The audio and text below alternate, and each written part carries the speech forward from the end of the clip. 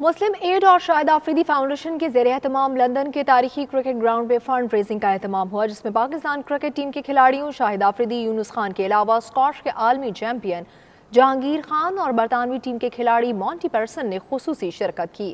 Report کریں گے bureau chief you کے غلام حسین آوان۔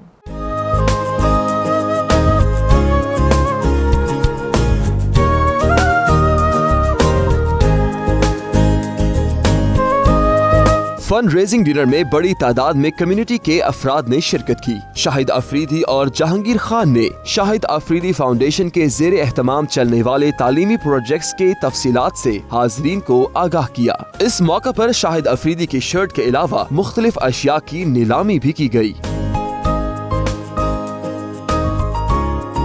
تقریب سے خطاب کرتے ہوئے شاہد آفریدی نے اوورسیز پاکستانیوں کا شکریہ ادا کیا۔ ان کا کہنا تھا کہ پاکستان میں تعلیم کے شعبہ میں کام کی اشد ضرورت ہے۔ پاکستان میں ان ریموٹ ایریاز میں ان لوگوں کے لیے کیا کیا، ایجوکیشن سب سے زیادہ امپورٹنٹ چیز ہے۔ اللہ کرے جو ہماری نئی گورنمنٹ آئی ہے، یہ اگر دو کام کر دے تو ہم سب کی فیملیوں پہ بہت بڑا احسان ہو جائے گا۔ ایک کرپشن کا جو سب سے بڑا پرابلم ہے، اور دوسرا ایجوکیشن، اس لیے کہ وہاں پہ بہت سارے گاؤں ہیں جہاں پہ ایجوکیشن نہیں ہے، وائی فائی سب سے پہلے پہنچا ہوا ہے، موبائل فون سب سے پہلے پہنچے ہیں، ایجوکیشن نہیں پہنچی ہوئی وہاں پہ۔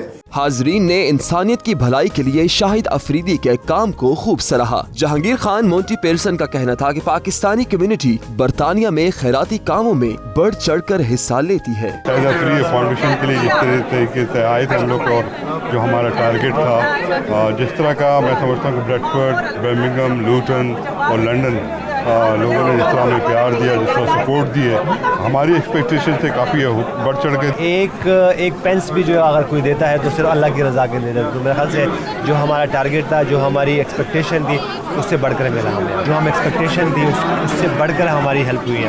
نادار بچوں کی تعلیم کے لیے فنڈ ریزنگ پروگرام کو کونسلرز، میئرز اور مختلف چیریٹی سے تعلق رکھنے والوں نے خوب سراہا اور عطیات بھی دیے۔ ولایت کھوکھر، صبا نسیم، ساجد پٹیل، حاجی دل پذیر، افضال چودھری، سائرہ میر اور جاوید بٹ نے بھی پروگرام میں خصوصی شرکت کی۔